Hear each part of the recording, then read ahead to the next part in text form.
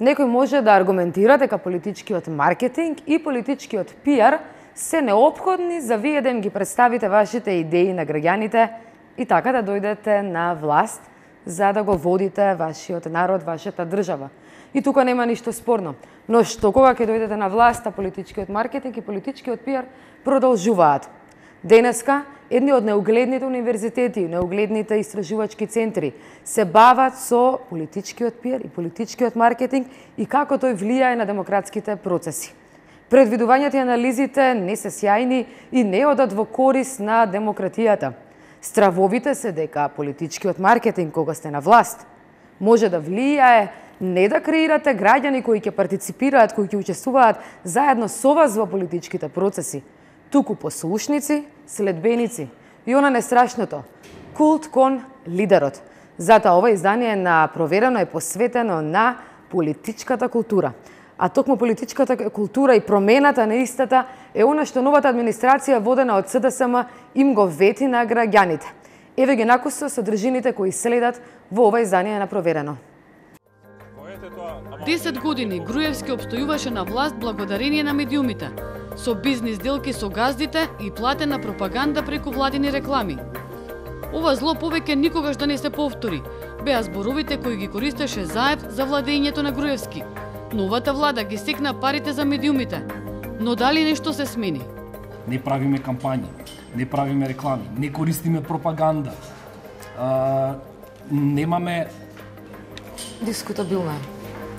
Институции на граѓаните или на партиите? Ова е главниот проблем што треба да го реши новата власт. Оти така им вети на граѓаните. Тие забораваат дека сега веќе не се на улици заедно со јавноста партнери, туку дека се во некаква друга област, дека се тие во столчињата. Популизмот што беше символ на владењето на Груевски продолжува. Денес имаме градоначалници од СДСМ со манири од ВМРО-ДПМН. Го критикувавте Груевски кога имаше зад себе еден куп министри како статисти. Зошто нема шанси да се променат тие навики? Добро, не е дека нема шанси. Дали владата го почитува својот збор и ветувањето за отчетност, одговорност и транспарентност?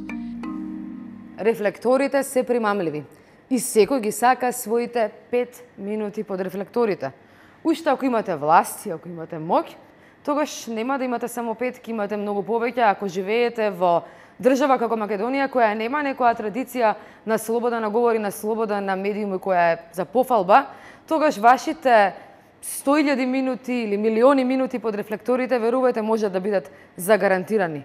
Но да се подсетиме каде бевме и каде дојдовме. Се присуството на Никола Груевски.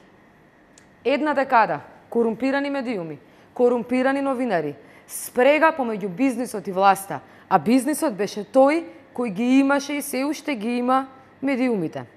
Фактот дека тимот на Проверено и новинарите постојано мора да повторуваат како беше порано, а како беше сега, не укажува на некои пријатни перспективи. Нашата работа е да бидеме војдок, да бидеме чувар на проблемите со кои се соочуваат граѓаните. Тоа што мораме да споредуваме укажува на некои симптоми на едно лошо владење кои не би сакале да ни се повтори. Еве што, па макар колку и да е тоа минорно, не ни се допаѓа кај новата влада. Тоа е наша работа. Бидејќи нели мора да се знае кој е началник, а кој е новинар. Да го погледнеме прилогот на Маја Јовановска. Ова е интернет страницата на британската влада. Што ми ја отворите главната страна, првото нешто што го гледате се сервиси. Колку и какви институции има, зашто можете да се обратите кај нив, каде да одите ако нешто не ви е јасно. До крајот на воведната страница нема да најдете ниту една фотографија од премиерката или министрите. Нема да ве пречекаат вести, видеа и фотографии од нивните увиди, посети, средби со секого и на секаде. Ова пак е веб страницата на македонската влада. Може да ги проследите сите нивни активности, целата рутина. Водачите доаѓаат пред потребите на граѓаните. Тие се првото нешто што го гледате. Институции на граѓаните или на партиите. Ова е главниот проблем што треба да го реши новата власт. Оти така им вети на граѓаните.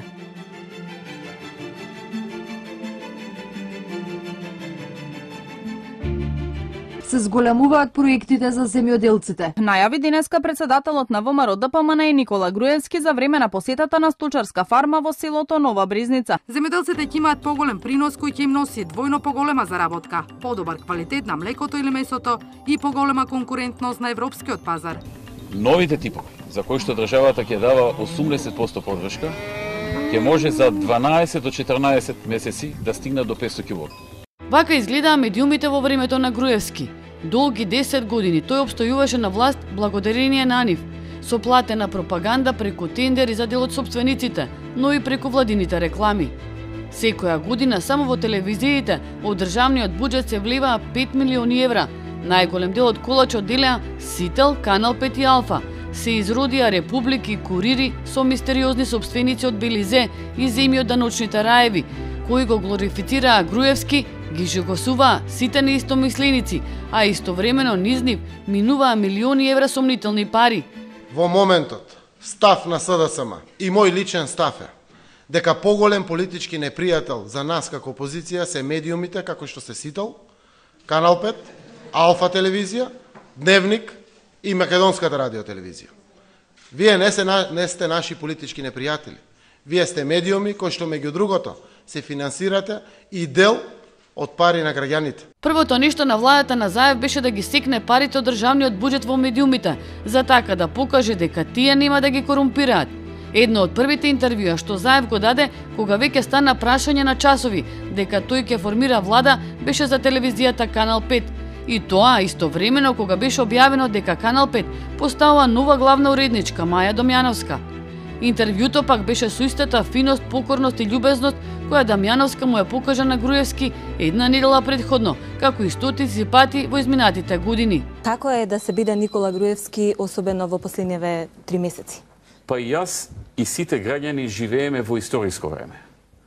Има една еврејска поговорка, вели да ти даде Господ да живееш во историско време. Но за жал, ова историско време е време во кое што некој сака да ја разнебиди нашата држава. Како е да се биде Зоран Заев, особено во последните 3 месеци по изборите? Мачно и тешко е. Некој велат насмеан си, релаксиран си, јас си знам. Сакам да упатам секогаш пореки на релаксираност. Ништо што ќе се случи нема да е крај на светот.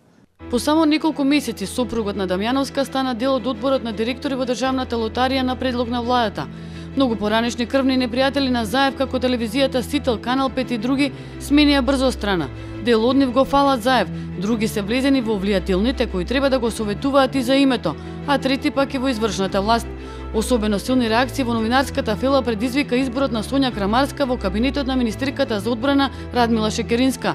Името на поранешната главна уредничка во Утрински весник се појави во еден разговор меѓу Мартин Протуѓер и Гордана Јанкуловска, во која е посочена како новинар кој пишува позитивно за претходната власт. Стигнавме до таму што сите колеги, буквално сите колеги од Утрински весник реагиратме бурно, што е и легитимно, бидејќи само во тоа време, додека таа беше главен и одговорен уредник, сервилно служеше на минатиот систем, на луѓето од минатиот систем, и луѓето беа драстично и страшно казнувани.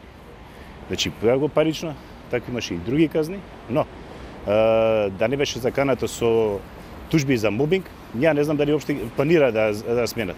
Во крайна линија, знаете што, таа е сменета 2 дена пред или 2 дена после падот на Груевски. Сега може да мислите колку е таа лојална и колку е таа верна. Објавувавте бомби, велевте дека дел од новинарите се слуги на режимот. Не ви причисти како го работат за вас? Вие сметате дека сите во професијата сте исти? Во дел од бомбите кои што ги објавувавте, беше спомената и госпоѓа Крамарска. Сите вие бевте споменати. И етикетирана. И етикетирана од ваша страна. Не дека беше одработува за режимот. Од наша страна ние дозволивме снимките да зборуваат, а не ние да квалификуваме. Ако Груевски воведе режим и цензура, сега новинарите имаат автоцензура. Оти на секоја критика од другата страна им одговараат. Ако не, па ВМРО да го вратиме. Во ова се впуштаат портпароли, бивши шарени револуционери, па дури и министри. Доброто владење